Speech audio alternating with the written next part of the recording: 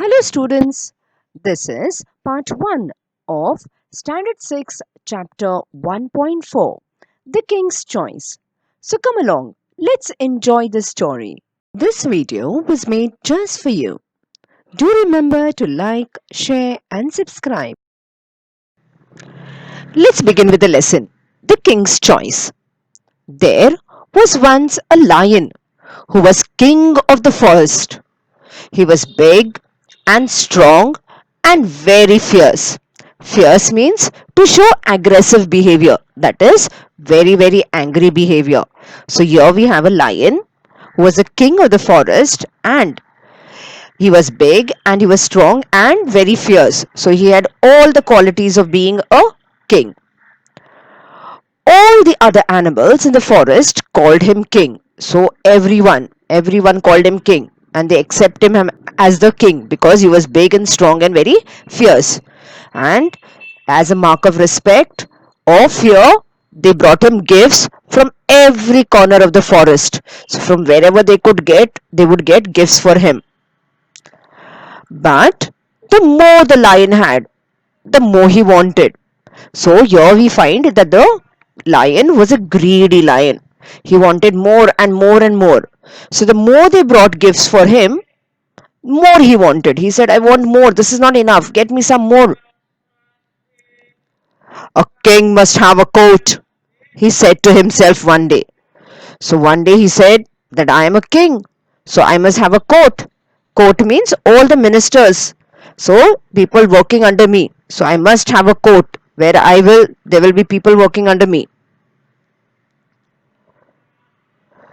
He called a fox to his side.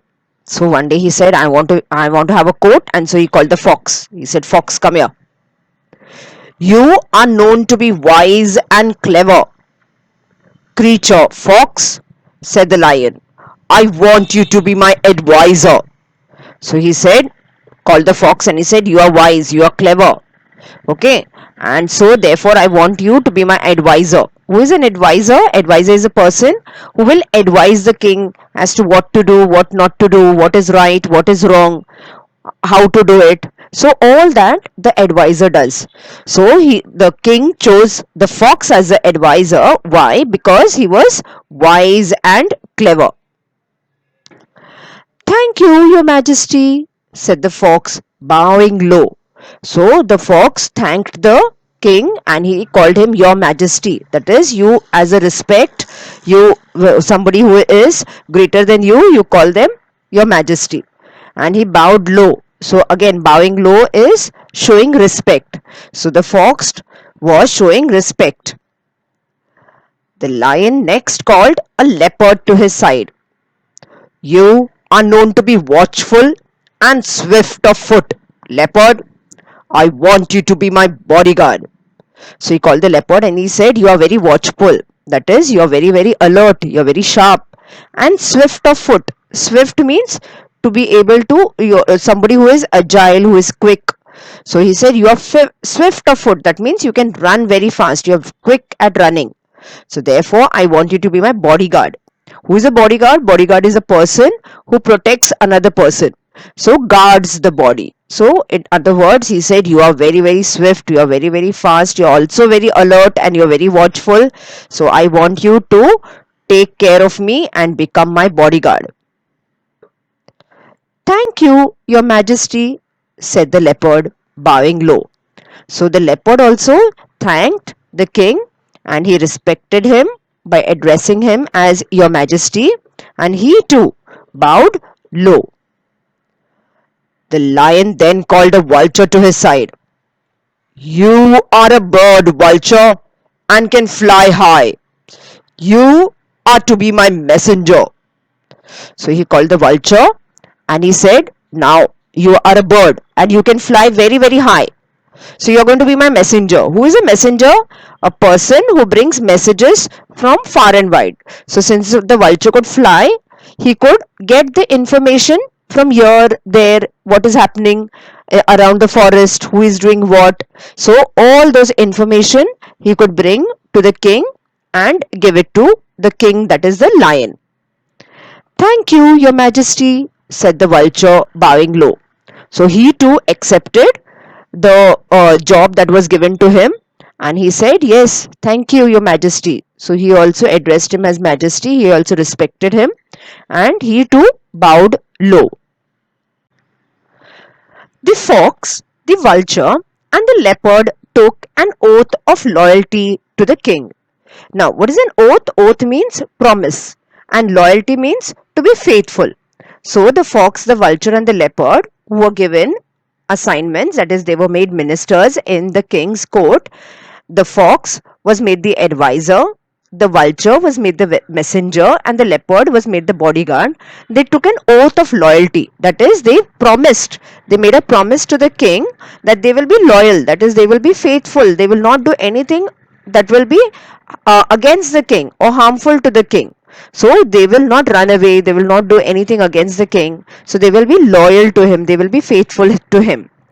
And the king promised to give them food and protection. So the king in return said that, yes, if you're taking an oath of loyalty, in return I will give you all food to eat and I will give you protection. Protection means I will protect you, I will take care of you, I will see that there is no harm to you, nobody does anything to you, okay, and your life is saved. So you will be protected for doing my work. Now, for some time, all went well in the court of the Lion King. So, everything was well. For some time, nothing was wrong. So, the fox, the vulture, and the leopard were doing their duty, and everything was going on very, very fine. The three courtiers never opposed the king. Who are the courtiers? Courtiers are those ministers appointed by the king. Here in this story, the fox, the vulture, and the leopard. The fox was made the advisor, the vulture the messenger, and the leopard was made the bodyguard.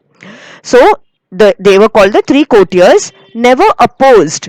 Opposed means to disagree, not to always agree. Never opposed means never disagree. So they always agreed with whatever the king said, and his wishes were law. Law means rule. So whatever he wished for, they said, they accepted it, they followed it, and they made it as a rule never to break the rule. So they never disagreed, and whatever the king wished for, he made it they made it into a rule or law. Whenever he roared, what is a roaring? Roaring is the sound that the lion makes. So whenever he roared, they stood in awe. Now, awe means feeling of respect, or some feeling that is mixed with respect and fear. So that is awe. So when you respect someone and you're also at the same time fearful, so that is called awe. So whenever the king roared, they stood up in awe, that is in wonderment, in fear and respect. Whenever he took a walk, they followed him. So whenever he took a walk, they followed him, means whatever he did, they would follow that.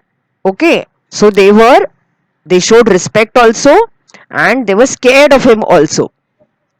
When the Lion King went hunting, they found animals for him to kill. So whenever the Lion King decided that, yes, I want to go hunting, so what would they do?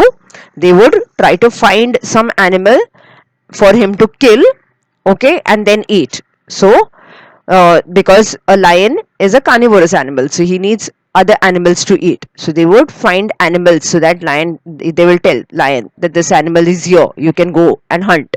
So he would hunt, that is kill that animals and eat it. And after he had his meal, that is after he had hunted and eaten that animal that he had killed, he left the remains for them. So whatever was remaining, he would let the three courtiers eat, that is the fox, the vulture, and the leopard. So whatever was left out, he would say, now you all can eat. So they always had enough to eat. So they always had enough of food to eat. So they were never hungry. They never had to do anything. They would find the hunt for the lion, and the lion would hunt and kill. Okay. And after the lion had finished his meal, all the leftover he would give it, and that was enough for them. Lots of it. So it was enough for them to eat. One day, the vulture came back from a flight Flight means after flying, after taking his round around the forest flying, he came back and he said, "Your Majesty, have you ever eaten a camel?" he asked. "It is very tasty. I ate it once in the desert." So the camel took a flight, the vulture took a flight around the place, and he came to the king's court and told the lion, have you eaten a camel? And he said that, "I have tasted it. It is very, very tasty. So have you eaten?" The lion had never seen a camel, but he liked the idea of trying camel's meat. Now, camel we know is a desert animal. It lives in the desert, and lions live in the jungle. So therefore, the lion had never seen a camel, so he did not know how the camel looked like. But he liked the idea of trying camel's meat. He wanted to try some new food. So he said, and since the vulture told him that it is very tasty, he got the idea. Trying camel's meat means, to taste, to take a try of that thing. So trying camel's meat. So he wanted to eat that camel's meat. But where can we get a camel? He asked. So he wanted to know. This is a jungle. How? There's no camels here. Okay, this is a forest. There's no camels. So where can we get it? "There is a desert some miles away," said the vulture. So the vulture said, "Not far from here, a few miles away, there is a desert.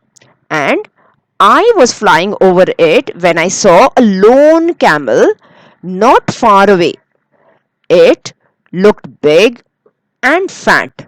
So here the vulture said that as I was flying, not far from here there is a desert, and in that desert there is a lone camel. Lone means he's all alone.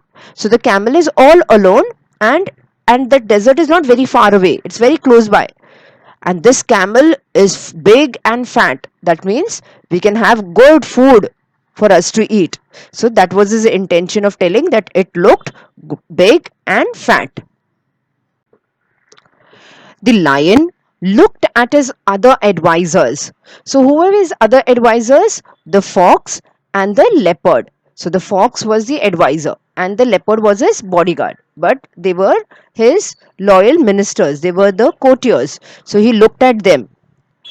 They were wise and experienced. So the lion knew that they were wise, they are clever, and they're experienced also. They are knowledgeable, they know about things.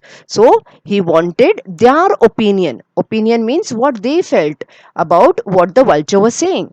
So he wanted to know whether it was true that camel's meat is tasty. So there is an animal called a camel, and the animal and the camel's meat is tasty. So he wanted their opinion. He wanted to know what they felt. Now, the fox and the leopard did not know the desert. Now we know that fox and the leopard again, they live in the jungle. They don't live in the desert. So they do not know anything about a desert. But they did not want the vulture to seem wiser than them. So if they said we don't know anything, the king will feel that the vulture is wiser. He is wise and these people are fools. They don't know anything. So they did not want to show that to the king. So what they did was they said, since it was the vulture's idea, he should lead the way. So they did not tell anything to the king that we don't know anything about the desert or we don't know anything about camels. He said, yes, it's a vulture's idea. Let him lead the way. Lead the way means let him go ahead and we will follow him. And let's see what he is where he is taking us. So, early next morning, the lion and his court started off on the camel hunt. So, the lion they started off early the next morning because they had to go travel, no? So, early the next morning, the lion and his court. Who are the court? The three people. That is the fox, the vulture, and the leopard. So, they started off. Started off means they started their journey, okay, on the camel hunt. So they wanted to hunt the camel, so they started off on the camel hunt. They reached the edge of the desert easily. Edge of the desert means the end point of the desert, the edge. Okay, so they reached that edge. So now they had to enter the desert. But After they left the shelter of the forest, the day became very hot. Now, they had started early in the morning, but soon, when they were out of the forest, now in the forest, we know there are lots of thick trees, it's a dense forest, so there will be lots of trees, and trees give shade. But once, when they were out of the forest, it was afternoon time. And the day became very hot because in desert there are no trees, so it became very very hot. They started feeling hot. The sun shone down with fire hot rays. So it was so hot, hot as like fire burning. Isn't it? Sometimes during the summer season or when we are out in the afternoons, we also feel very, very hot. So our whole body starts burning, and even on the roads and all that, it is very hot. It's very difficult to walk on the roads or be outside at that time. So, in the same way, the sun shone down fire hot rays. So, sun was giving out rays as hot as fire.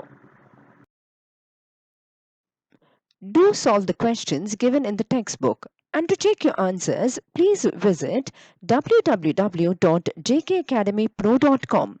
The link is in the description box below. This is end of part 1. To enjoy the complete story, do watch part 2 and 3.